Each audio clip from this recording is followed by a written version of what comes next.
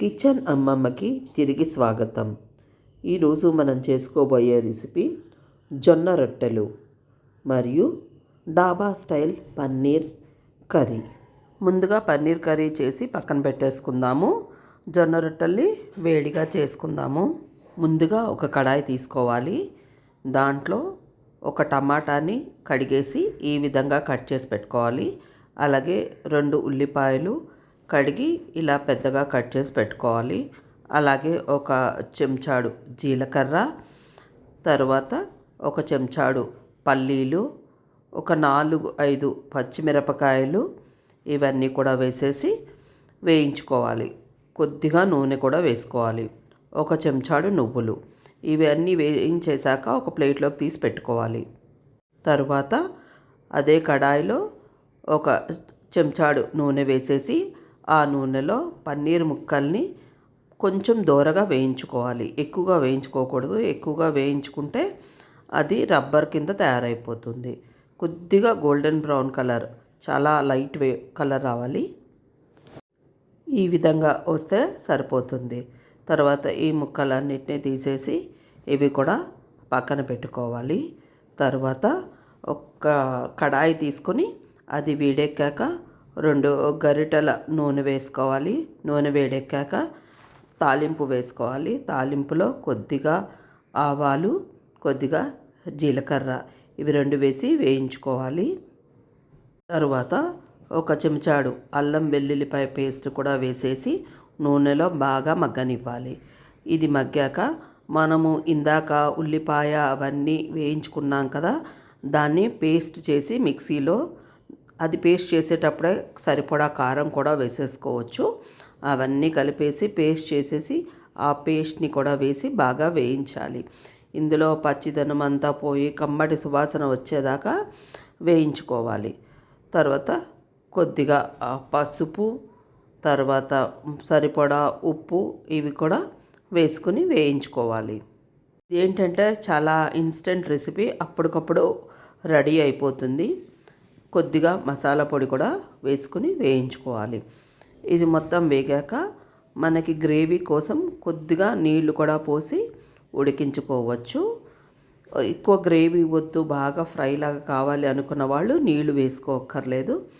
తర్వాత కొద్దిగా కసూరి మేతి కూడా వేసుకుంటే రుచికి బాగుంటుంది.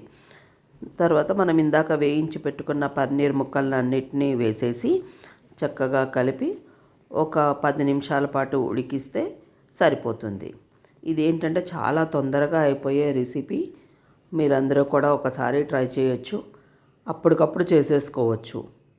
మనకి ఏదైనా హెల్తీగా తినాలనిపించింది అప్పుడు ఆర్డర్ పెట్టే బదులు ఇన్స్టెంట్గా ఒక 20 నిమిషాల్లో మనము ఈ పన్నీర్ సబ్జీ చేసేసుకోవచ్చు. చాలా చాలా ఈజీ అండి. ఒకసారి మీరు కూడా ట్రై చేసి చూడండి. దీనికి కాంబినేషన్గా వేడివేడిగా జొన్న రొట్టెలు మేము చేసుకున్నాము. ఆ రెసిపీని కూడా నేను ఇప్పుడు మీతో షేర్ చేస్తున్నాను. ఈ రెండింటిది కాంబినేషన్ చాలా బాగుంటుంది.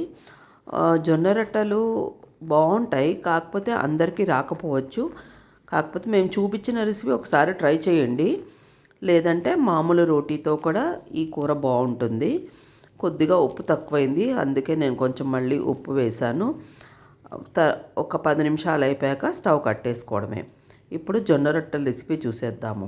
జొన్న రొట్టెలకి ముందుగా ఒక పెద్ద గ్లాసుడు నీళ్లు మరిగించుకోవాలి ఈ విధంగా. తర్వాత జొన్న పిండి తీసుకుని జల్లించుకుని ఒక ప్లేట్లో వేసుకుని ఇలా వేడి నీళ్ళు మరిగే నీళ్ళు కొద్దిగా పోసుకోవాలి. అన్నీ ఒకేసారి పోసి కలుపుకోకూడదు. ఇలా వేడి నీళ్ళు పోసుకున్నాక ఇలా చెంచాతోటి కలుపుతూ ఉండాలి. అయితే ఇక్కడ ఉప్పు నేను నీళ్ళల్లోనే వేసేసాను. మీరు కావాలి అంటే ఇక్కడ పిండిలో కూడా వేసుకోవచ్చు. కొంతమంది ఉప్పు లేకుండానే చేసుకుంటారు, అందుకని ఎవరి టేస్ట్కి తగ్గట్టుగా వాళ్ళు చేసుకోండి.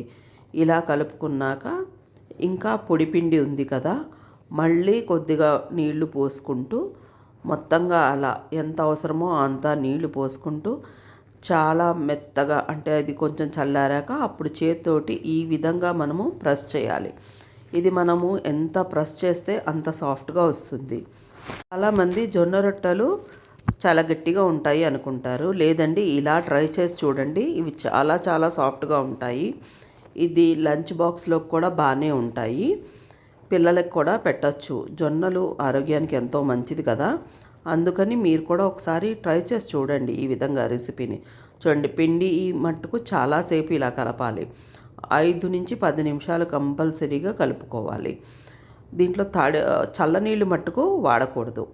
మీరు వేసే నీళ్ళన్నీ కూడా వేడి నీళ్ళే వేసుకుని ఇలా కలుపుకోవాలి.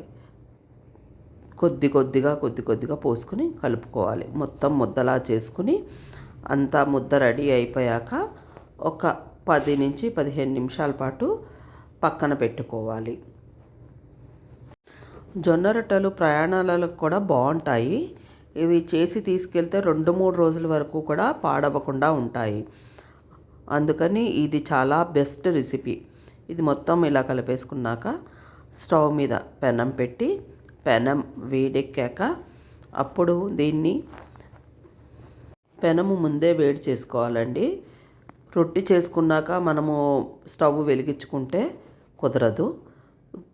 కొంచెంగా ఒక ఉండలాగా పిండి తీసుకొని ఇగో ఈ విధంగా చూపించిన విధంగా ఫస్ట్ పీట మీద ఇలా గుండ్రంగా తిప్పుతూ, కొంతమంది చేత్తో కూడా చేస్తారు, మేమైతే ఇలా పీట మీద చేస్తాము. ఇక్కడ చూపించిన విధంగా అలా ఆ రౌండ్ని ఇంకా గుండ్రంగా చేస్తూ, తర్వాత పొడిపిండి వాడుతూ ఒక రొట్టెలాగా మనము చేత్తో కొట్టుకోవాలి గుండ్రంగా. అది వేళ్ళతోనే కొట్టాలి, మనము రొట్టెల కర్రతో చేయకూడదు. ఈ విధంగా మనము కొడుతూ రౌండ్ తిప్పుతూ ఉండాలి. ఇలా చేయడం వల్ల ఏంటంటే చాలా సాఫ్ట్గా వస్తుంది, అలాగే విరిగిపోకుండా వస్తుంది. చాలామందికి జొన్న రొట్టెలు విరిగిపోతూ ఉంటాయి. కాబట్టి ఇలా ఒకసారి ట్రై చేసి చూడండి. మధ్యలో పొడిపిండి వేసుకుంటూ ఈ విధంగా చేసుకోవాలి.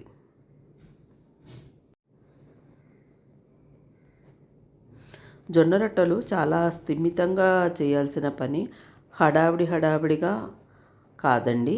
కాకపోతే ఇదేంటంటే ఆరోగ్యానికి మంచిది, అలాగే వెయిట్ లాస్కి కూడా బాగా వర్కౌట్ అవుతుంది. కాబట్టి ఒకసారి అయితే ట్రై చేసి చూడండి. ఇలా మొత్తం అయ్యాక వేడిగా ఉన్న పెనం మీద ఇలా వేసేయాలి. దీనికి నూనె వేయకూడదు, నూనె వేసి కాల్చకూడదు. ఇది నీళ్లతోనే చేయాలి. నీళ్లతో అంటే ఇలా బట్ట ఒకటి తడుపుకొని ఈ విధంగా రొట్టెని ఆ తడి బట్టతో తడుపుతూ ఉండాలి.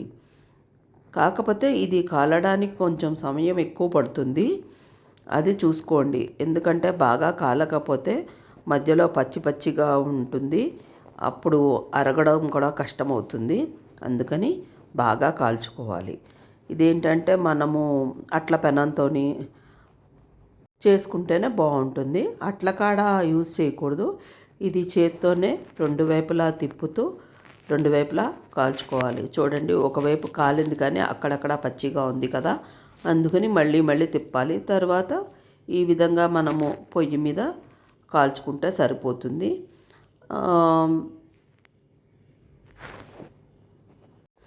చూడండి, చాలా ఈజీగా మనం చేసేసుకోవచ్చు.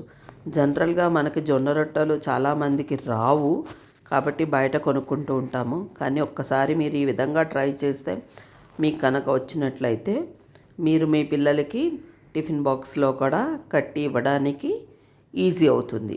అందుకని ఒకసారి అయితే ట్రై చేసి చూడండి.